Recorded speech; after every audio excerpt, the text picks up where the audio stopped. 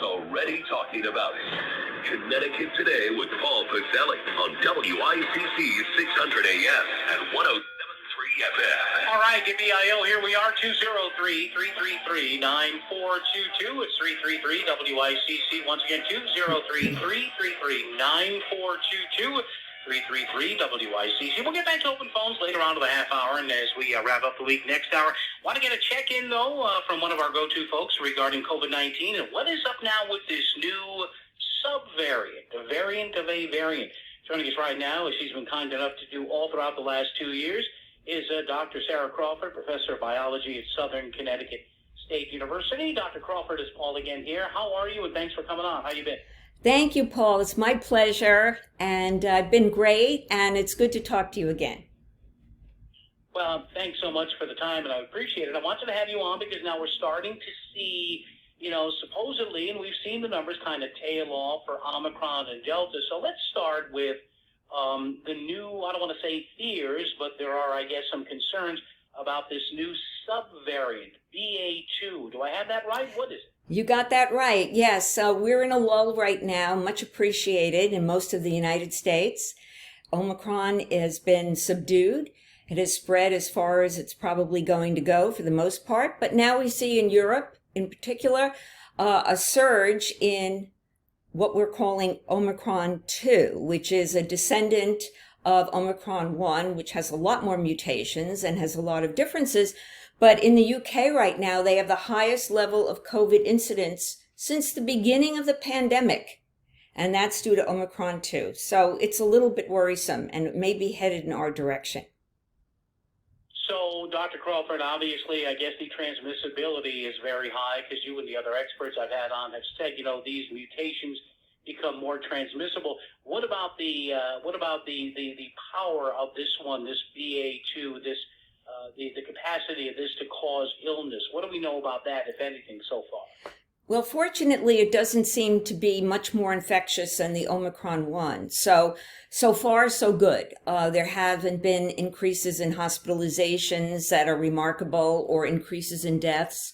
So it appears that its potency really is in its ability to infect. It's about 30% more infectious than Omicron 1.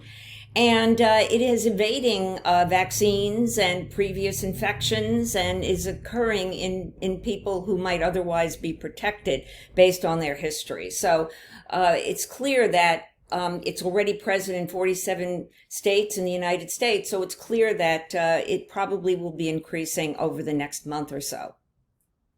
The guest is Dr. Sarah Crawford, Professor of Biology, Southern Connecticut State University. Dr. Crawford, hang on. We're going to put you on hold. We'll be right back with you, getting the lowdown here in the skinny on the latest situation with now a new variant, an Omicron subvariant, BA2. More on this when we return, first on the 6 of Traffic. Connecticut Today with Paul Pacelli on WICC 600.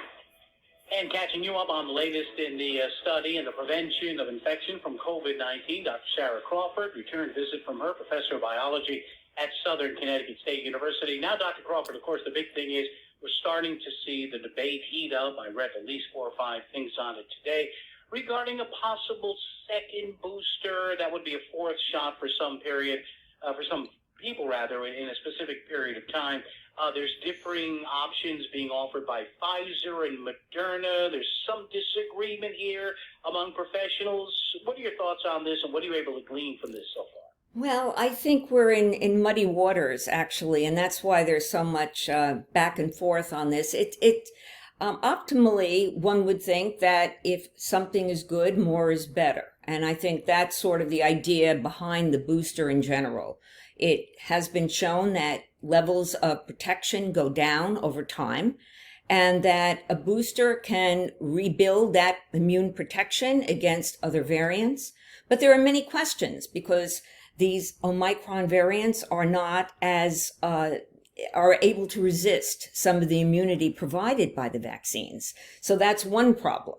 And the other question is, when you're dealing with an infection that, at least as far as we can tell, seems to be less severe, then the necessity for widespread boostering becomes more questionable in the sense of risk-benefit.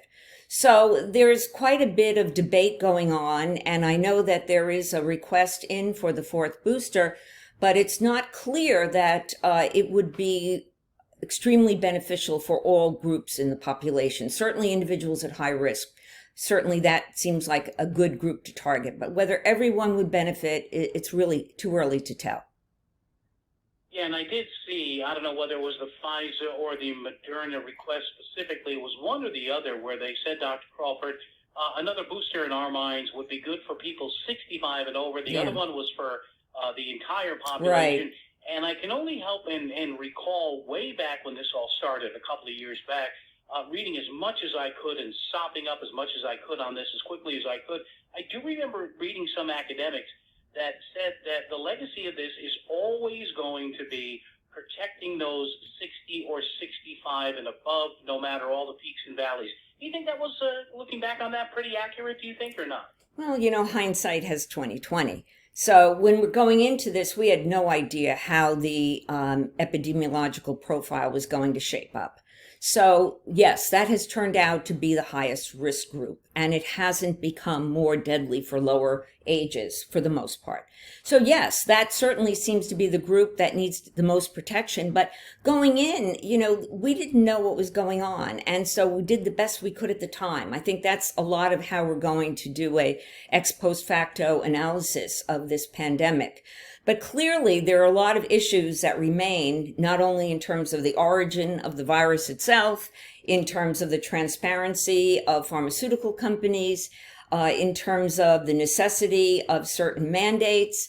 There will be a lot of debate, and I think much of it is important because we're not out of this yet, and I think we need to be better prepared for the future, in future pandemics if they occur, hopefully not, but certainly in dealing with what's going on now, which isn't going to go away anytime soon.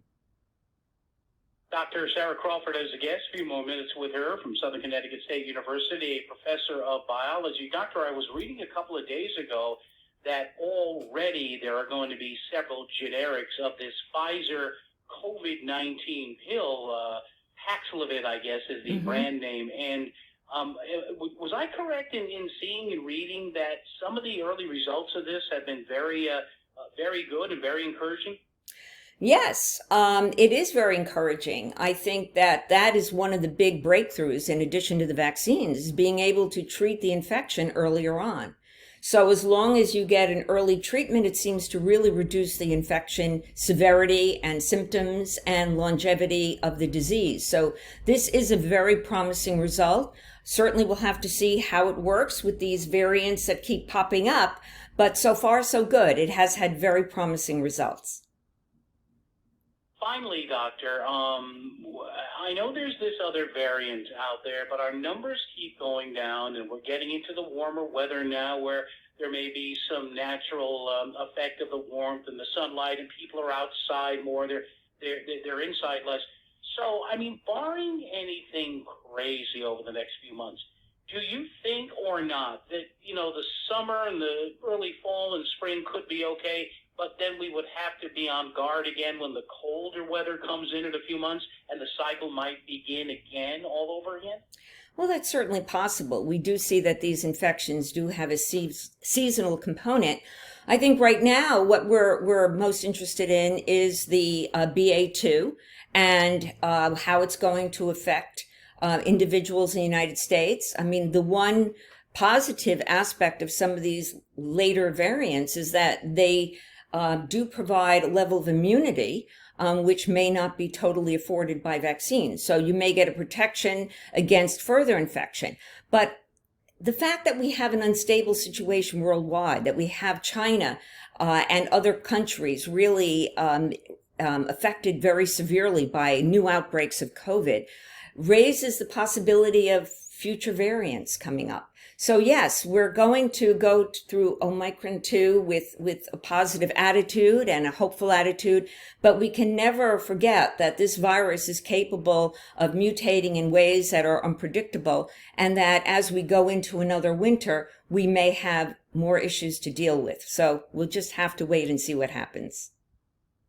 Thanks once again, Dr. Sarah Crawford, Professor of Biology, Southern Connecticut State University. Dr. Crawford, as always, we thank you for your time, for putting in plain English for us, and we'll talk down the road. Thank you so much. Thank you so much, Paul.